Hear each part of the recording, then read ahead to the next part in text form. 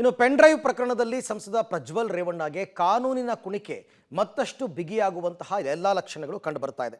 ಸಂಸದ ಪ್ರಜ್ವಲ್ ರೇವಣ್ಣ ವಿರುದ್ಧ arrest warrant ಪಡೆದಿರುವ ಎಸ್ಐಟಿ ಪಾಸ್ಪೋರ್ಟ್ ರದ್ದತಿಗೆ ಮನವಿ ಮಾಡಿದೆ. ಪ್ರಜ್ವಲ್ ವಿರುದ್ಧ ಇರುವ ಮಾಹಿತಿಯನ್ನು ಉಲ್ಲೇಖಿಸಿ ಕೇಂದ್ರ ಸರ್ಕಾರಕ್ಕೆ ಈಗಾಗಲೇ ಪತ್ರ ಬರೆದಿದೆ.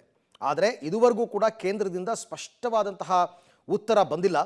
ಪಾಸ್ಪೋರ್ಟನ್ನು ರದ್ದು ಮಾಡಿದ್ರೆ ವಿದೇಶದಿಂದ ಸುಲಭವಾಗಿ ಕರ್ಕೊಂಡು ಬರಬಹುದು ಅನ್ನೋದು ಆ ಪ್ಲ್ಯಾನ್ ಎಸ್ಐಟಿ ಅವರದ್ದು.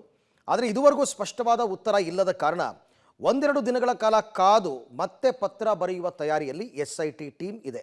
ಯಾಕೆಂದರೆ ವಿದೇಶಾಂಗ ಇಲಾಖೆಗೆ ಇವರು ಪತ್ರ ಬರೆದಿರ್ತಕ್ಕಂಥದ್ದು. ವಿದೇಶಾಂಗ ಇಲಾಖೆಯವರು ಪತ್ರ ಬರೆದ ತಕ್ಷಣ ಇಮಿಡಿಯೇಟಾಗಿ ರಿಪ್ಲೈ ಮಾಡಬೇಕು ಅಂತ ಏನಿಲ್ಲ. ಅವ್ರಿಗೆ ಅವರ ಕೆಲಸದ ಒತ್ತಡ ಹೇಗಿರುತ್ತೆ ಅದನ್ನು ನೋಡಿಕೊಂಡು ತೀರ್ಮಾನ ತಗೋತಾರೆ. ಜೊತೆಗೆ ಅವರು ಹಾಲಿ ಸಂಸದರು ಆಗಿರೋದ್ರಿಂದ ಲೋಕಸಭಾ ಸ್ಪೀಕರ್ ಗಮನಕ್ಕೆ ಈ ವಿಚಾರವನ್ನು ತಂದು ಆನಂತರ ಪಾಸ್ಪೋರ್ಟ್ ರದ್ದತಿ ಮಾಡಬೇಕಾಗತ್ತೆ. ಇವರು ಆ ಥರ ಮಾಡಿದಷ್ಟು ಕ್ವಿಕ್ಕಾಗಿ ಅವರು ರೆಸ್ಪಾಂಡ್ ಮಾಡಬೇಕು ಅಂತ ಏನಿಲ್ಲ. ಹಾಗಾಗಿ ಯಾವಾಗ ತೀರ್ಮಾನ ತಗೋತಾರೆ ಅಂತಕ್ಕಂಥದ್ದನ್ನು ಕಾದು ನೋಡೋಣ.